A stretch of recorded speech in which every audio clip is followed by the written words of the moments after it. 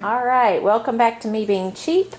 By request and as promised, you guys were wanting a 1 month, or actually every 2 weeks or every month, update on potato storage. So I want to show you these that I've got in my drawer are sprouting. So we're actually going to use several of these today, cut the sprouts off.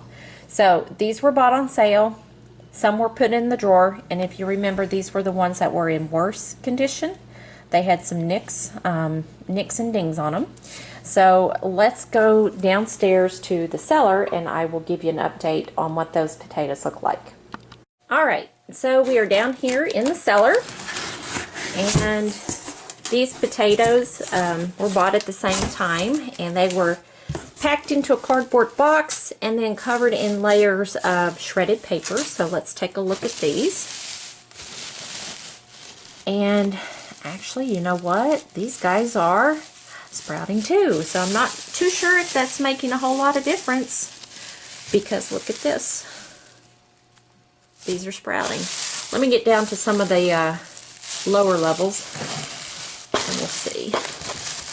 Yeah, we got sprouts. Let me check the second box. Now, the factor that I don't know is how old these potatoes were when I got them from the store. So, you know, they could be really old, and maybe that's why Kroger had them on sale. Maybe they got a good deal on some from a supplier and they happen to be old. But let's take a look at these.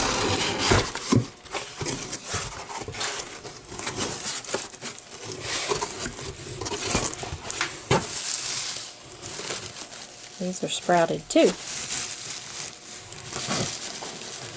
Alright, so there is my 1 month update on the potatoes.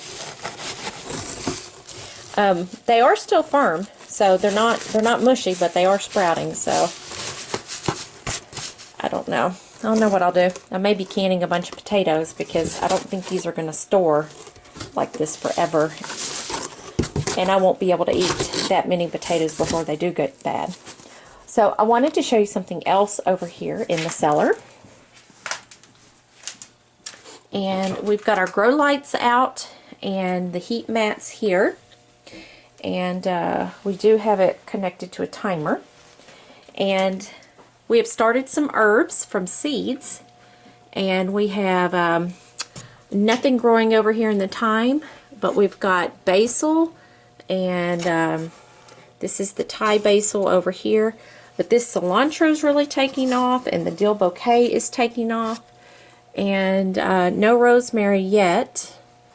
We've got some catnip, and no lavender yet. No oregano yet. But this Emily basil is growing. And then over there, you can see a little green plant over here. We do have a couple strawberries that are growing by seed too, so pretty excited about this. And next weekend we will be starting our brassica, so the cauliflower and the broccoli, and the cabbage. We'll be starting those from seeds as well. Okay, thanks for watching. Oh yes, I forgot. Would any of you be interested in seeing a video on how to whitewash, make your own whitewash? These other walls in here, this is an old rock wall. These were whitewashed, I don't know, maybe 10 years ago, 8 years ago.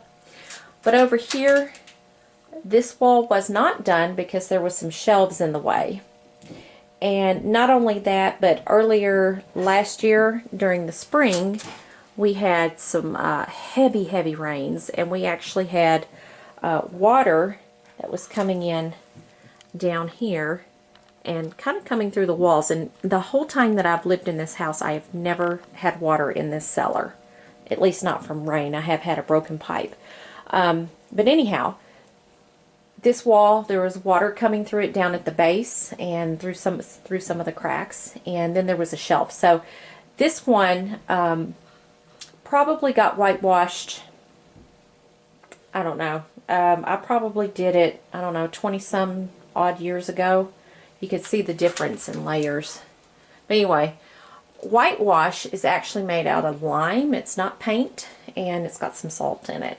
And so I do need to clean up this wall a bit and get it whitewashed so that it matches the rest. Whitewash, they say, is good for preventing bacteria and fungus growth, which is good for you know, root storage. And it also, you know, in a deep dark cave-like atmosphere, you know, I'm under my house right now, it does brighten things up. And they also say it keeps down on the bugs, which the floor is pretty dirty down here. It is a concrete floor. I don't know about that because, I mean, there are some dead crickets and stuff on the floor. And then there are, of course, the cellar spiders down here as well. But it's not bad. I mean, it's not like you see tons and tons of webs. I mean, there may be a few right up there. We're not seeing tons of webs hanging from everything. So it probably helps some. But definitely, I think it helps to keep it kind of clean and bright. And I do need to clean down here. We have quite the clutter going on, so I need to come down here and get organized. But anyway, if you would be interested in seeing how to mix your own whitewash and how to apply it, I'd be glad to do a video. If you could just leave a comment, let me know what you think, or let me know what your experiences are with storing potatoes in a root cellar, because right now I'm not having that great of luck. But anyhow, thanks for watching. If you like this video, please give it a thumbs up. Feel free to comment and subscribe if you haven't done so already. Thanks for watching.